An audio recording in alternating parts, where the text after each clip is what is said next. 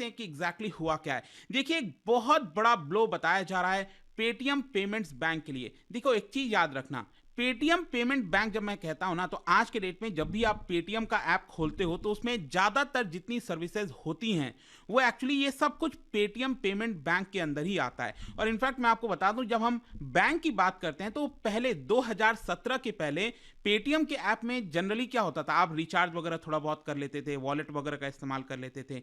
लेकिन यहां पर आरबीआई ने 2017 में पेटीएम को पेमेंट बैंक का लाइसेंस दे दिया था, कई सारे और भी फिनटेक को दिया था, लेकिन 2017 में फाइनली ये जो पेटीएम पेमेंट्स बैंक है वो स्टैब्लिश हुआ था। और इसके मदद से आप सेविंग्स अकाउंट वगैरह भी खोल सकते हो पेटीएम में जाकर, ये सारी सर्विसेज मिलने लगी थी। मतलब जो स्कोप है वो काफी ज्यादा ब्रॉड हो गया था। लेकिन कल आरबीआई ने ये निर्णय लिया है कि इसके ज्यादातर जो सर्विसेज हैं, जो कोर सर्विसेज हैं, चाहे वॉलेट हो गया या फिर फास्टैग हो गया, बहुत सारे गाड़ियों में आज के डेट में आप देखोगे तो जो फास्टैग लगा होता है वो पेटीएम का ही होता है, तो वो सारी चीजें एक तरह से बंद हो जाएंगी। जी हां, जो आरबीआई का ऑर्डर आया, ये आप देख सकते हो, कल ही आरबीआई ने यहां पर ट्वीट किया और बताया, action against Paytm payments bank limited under section 35A of the banking regulation act 1949। तो आप सबको पता ही होगा 1949 का जो बैंकिंग रेगुलेशन एक्ट है, इसके तहत आरबीआई जब चाहे यहां पर एक्शन ले सकती है अगर उस बैंक ने या फिर किसी भी इंस्टीट्यूशन ने अगर सही से आरबीआई का जो निर्देश है उसका पालना नहीं किया है। तो वो मैं आपको आगे बताऊंगा कि इसके रीजंस क्या हो सकते हैं। लेकिन ओवरऑल आप ये समझिए कि देश में जो कस्टमर बेस है पेटीएम का, इसकी वजह से बहुत सारे लोगों पर इसका असर हो सकता है। अब कितना बड़ा कस्टमर बेस है मैं आपको बताता हूं। अगर आप इनके वेबसाइट पर जाओगे तो वहां पर बोला गया है, they have 100 million know your customer verified, जो है आपको देखने केवाईसी जो वेरीफाइड कस्टमर्स होते हैं 100 मिलियन से ज्यादा देखने को मिलता है। अगर हम फास्ट टैग की बात करें, जो गाड़ियों में लगा होता है, टोल वगैरह पर जो पैसे कटते हैं, 8 मिलियन से ज्यादा फास्ट टैग यूनिट्स अभी तक पेटीएम ने इशू कर रखा है। और इनफैक्ट इनके जो फाउंडर, आप सबको पता होगा, विजय शेखर शर्मा, ये एक्चुअली पार्ट टाइम चेयरमैन भी हैं पेटीएम पेमेंट बैंक के। और पेटीएम पेमेंट बैंक ने किसी भी प्रकार का अभी तक इसको लेकर कमेंट नहीं किया। जब मैं ये वीडियो रिकॉर्ड कर रहा हूं तो आरबीआई का जो निर्देश आया है इसके ऊपर, इसको लेकर अभी तक पेटीएम ने कुछ बोला नहीं है ऑफिशियली। अब देखना होगा वो क्या बोलता है। लेकिन यहां पर सबसे पहला क्वेश्चन यहां पर यह आएगा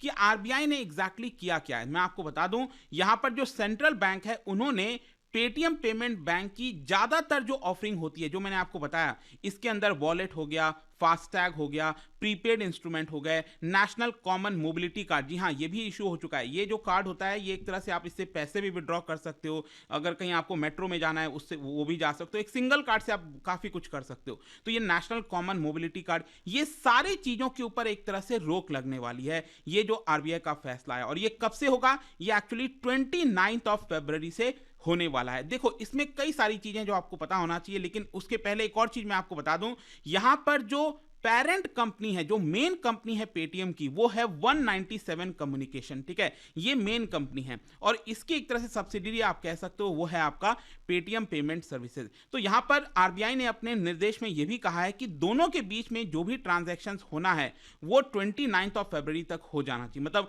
अगर यहां पर कोई मान लो ट्रांजैक्शन पेंडिंग भी हो जाता है तो अल्टीमेटली 15 मार्च तक इनके पास लास्ट डेट है जब दोनों के बीच में ट्रांजैक्शन हो। उसके बाद कोई भी ट्रांजैक्शन इसके पेरेंट कंपनी और पेटीएम पेमेंट सर्विसेज के बीच में नहीं हो सकता। लेकिन रियल क्वेश्चन यहां पर यह है कि आखिरकार इसका यूजर्स के ऊपर क्या इंपैक्ट आएगा। एक एक जो छोटी छोटी डाउट है वो मैं आपके क्लियर कर दूंगा। यहां पर देखो, यहां पर यह बोला गया है कि पेटीएम पेमेंट बैंक ये किसी भी नए यूजर्स को 29 फरवरी के बाद से नहीं ले सकता। मतलब यूजुअली क्या होता है कि अगर मान लो आप पेटीएम के कस्टमर नहीं हो तो आप ऐप को डाउनलोड करते हैं, वहां पर रजिस्टर करते हैं और एक तरह से आप कस्टमर बन जाते हैं, राइट, पेटीएम के। तो वहां पर जाते हैं और ट्रांजैक्शन स्टार्ट कर देते हैं। तो यहां पर अब आप नए कस्टमर नहीं बन सकते पेटीएम के, यहां पर ऐसा बोला गया है आरबीआई के द्वारा। और ये इफेक्टिव कब से, ध्यान रखिएगा, ये 29 फरवरी से इफेक्टिव है। तो ऑब्वियस सी बात है, यहां पर कोई भी पेटीएम में क्यों नया कस्टमर अब बनना चाहेगा, क्योंकि ये ऐसा निर्णय आरबीआई ने ले लिया। और मान लो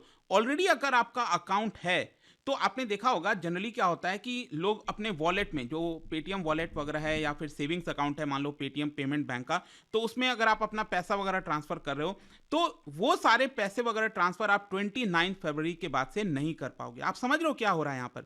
मतलब एक तरह से पेटीएम को ये बोल दिया गया है कि आप जो भी सर्विसेज दे रहे थे उसके ऊपर बैन लग रहा है। मतलब ब्लैंकेट बैन यहाँ पर नहीं लगाया आरबीआई ने, ये नहीं बोला है, लेकिन जो कंडीशंस अब रख दिए हैं ये साफ दिखता है कि यहाँ पर पेटीएम के लिए बड़ा मुश्किल होने वाला है काम करना, क्योंकि जो ऑलरेडी नए कस्टमर्स हैं अगर वो किसी भी प्रकार के ट्रांजैक्शंस नहीं कर पाएंगे तो पेटीएम यूज करने का कोई फायदा नहीं हुआ। हाँ, एक चीज ध्यान रखिएगा यहाँ पर यह है कि अगर मान लो आपका कोई भी पैसा है, चाहे वॉलेट हो गया, पेटीएम पेमेंट बैंक के सेविंग्स अकाउंट में कोई भी पैसा है ऑलरेडी है, मान लो 2000 5000 10,000 जितना भी रुपए है आपका, ठीक है, वो आप खर्च कर सकते हो जब तक आपका वो रुपए है और जब तक आप खर्च करना चाहो वो कर सकते हो, ऐसा आरबीआई ने बोला है, उसमें कोई कंडीशंस नहीं है, ठीक है। और साथ ही साथ यहां पर अगेन आप देख पाओगे सेंट्रल बैंक ने ये कहा है कि neither debit nor credit transactions, मतलब 29 फरवरी के बाद से किसी भी प्रकार का डेबिट जो क्रेडिट वगैरह ट्रांजैक्शंस है वो नहीं हो पाएगा। हाँ, ये है कि मान लो कैशबैक वगैरह अक्सर आता है, आपने देखा होगा पेटीएम से, आजकल तो वो भी नहीं आता, लेकिन ये जो कैशबैक वगैरह है वो मिलना है तो वो क्रेडिट हो जाएगा, उसमें प्रॉब्लम नहीं है। लेकिन बाकी के जितने सर्विसेज हैं उसके ऊपर पूरी तरह से यहां पर रेस्ट्रिक्शंस लगने जा रहा है। तो आई होप कि ये चीज अब आपको क्लियर हो गई होगी कि अगर आपका वॉलेट वगैरह में पैसे पड़े हैं वो आप कर सकते हो जब तक वो खत्म ना हो जाए, ठीक है, लेकिन आप नए वॉलेट में पैसे ऐड नहीं कर पाओगे। लेकिन हाँ, अब आपको पता होगा पेटीएम जो लोग इस्तेमाल करते हैं उसमें बहुत सारे और भी सर्विसेज दिए जाते हैं पेटीएम के द्वारा, जैसे लोन हो गया, म्यूचुअल फंड हो गया, बिल पेमेंट हो गया, डिजिटल गोल्ड हो गया, क्रेडिट कार्ड हो गया। इसको लेकर आरबीआई ने अपनी नोटिफिकेशन में कुछ भी नहीं कहा है, तो हो सकता है कि शायद ये सारी चीजें कंटिन्यू हों, और भी कई सारी सर्विसेज होती हैं, लेकिन जैसा मैं आपको पहले बोल रहा था मेन इनका काम तो ये सारी चीजें हैं, वॉलेट वगैरह और लोग पैसा वगैरह ट्रांसफर करते थे वो अब यहां पर नहीं हो पाएगा। क्वेश्चन यहां पर यह है कि आरबीआई ने यह एक्शन क्यों लिया है। देखो, वैसे अगर आप देखोगे तो 2018 से ही आरबीआई के स्क्रूटनी में आ गया था पेटीएम पेमेंट बैंक, क्योंकि बार बार आरबीआई कहती थी पेटीएम को कि देखो आप इन सारे रेगुलेशंस को फॉलो करो, लेकिन शायद वो रेगुलेशंस को फॉलो नहीं करता था, चाहे केवाईसी कंप्लायंस हो गया या फिर आईटी रिलेटेड इश्यूज हो गए। वैसे मैं आपको बता दूं कि अभी आरबीआई ने कोई क्लियर कट ये नहीं कहा है कि उसने एक्शन क्यों लिया है, आरबीआई ने यहां पर अभी बताया नहीं है उतना कुछ, लेकिन यहां पर अगर हम एक्सपेक्ट करें कि क्या क्या चीजें हुई होंगी तो ये बताया जा रहा है कि एक तो यहां पर जो इनकी पेरेंट कंपनी है ना 197 कम्युनिकेशन, इसके अंदर जो स्टेक होल्डर्स हैं उसमें कुछ चाइनीज स्टेक होल्डर्स हैं, तो उससे काफी ज्यादा नाराज है